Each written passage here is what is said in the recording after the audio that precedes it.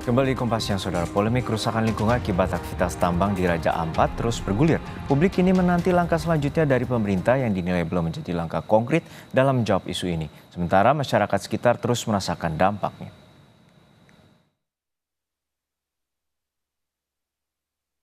Hutan belantara yang dulu hijau lebat itu seketika gundul. Terbuka menganga di sana-sini. Cakar-cakar besi ekskavator dari luar pulau Raja Ampat datang menggali tanah dan bebatuan.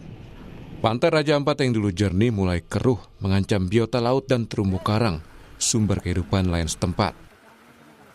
Nelayan di Raja Ampat bagian barat, kami menolak ekspansi tambang di Raja Ampat karena tidak membawa dampak positif dalam bentuk apapun bagi kami.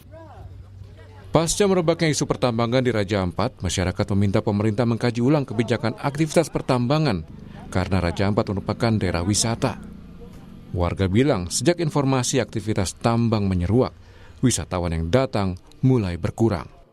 Karena pemerintah pusat ya mengeluarkan izin dan segala sesuatu IUP yang ada sendiri turun dan meninjau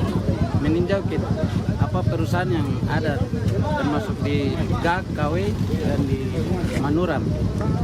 Jangan cuma bicara, baru tinjau ke lapangan.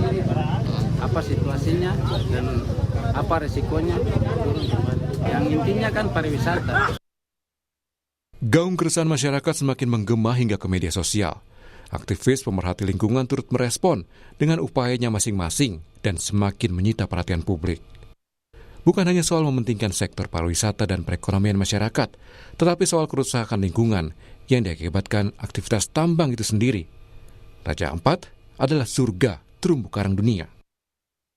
Undang-Undang Nomor 1 Tahun 2014 tentang pulau-pulau kecil tidak diperkenankan adanya pertambangan di pulau-pulau kecil. Gitu. Jadi ini membuat kekeliruan seakan-akan kalau dia tidak pariwisata boleh. Padahal bukan itu, intinya adalah kegiatan pertambangan mineral dan batu bara tidak boleh dilakukan di pulau-pulau kecil.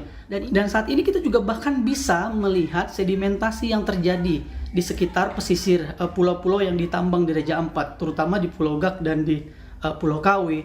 Artinya, secara kasat mata kita bisa melihat kerusakan lingkungan secara langsung yang terjadi di Raja Ampat. Merespon tudingan merusak ekosistem, PT GAK Nikel mengklaim pihaknya sudah membangun tempat reklamasi khusus. PLT Presiden Direktur PT GAK Nikel, Arya Arditya bilang, kegiatan di Pulau GAK Raja Ampat tidak hanya mengedepankan kepatuhan regulasi. PT GAK Nikel juga mengklaim memastikan jejak ekologis tambang diminimalisasi.